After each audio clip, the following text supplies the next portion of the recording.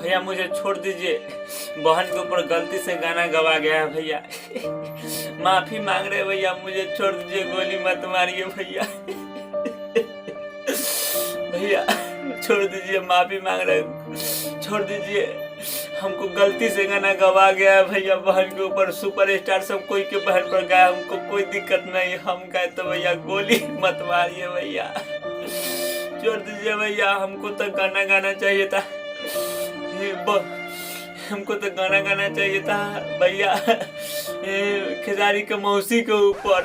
उसकी के मौसी के बारे में गाएगा आप तुम? ले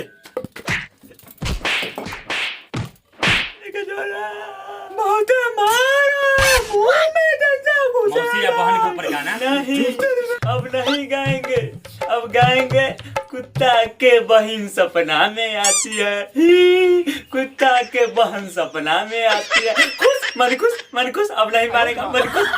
हाँ ठीक है, कुत्ता के बहन सपना में आती है। अगर किसी सुपरस्टार के बहन को सपना में आया या मौसी या बेटी, तो सुपरस्टार सब नीलुआ के तरह पिलुआ पर, तो चाची के बेटी सपनमा में आती है, पूजवा फलनवा के बेटी सपने में आती है। ये सब गाया तो कोई दिक्कत नहीं, हम एगो गाना गा दिए तो हमको गोली मारा मछली का मुंह में। अरे वो सुपरस्टार खेसारी के दाल है, वो कुछ भी गाएंगे, लेकिन तुम कुत्ता के गू से भी नीचे हो, छोटा सिंगार।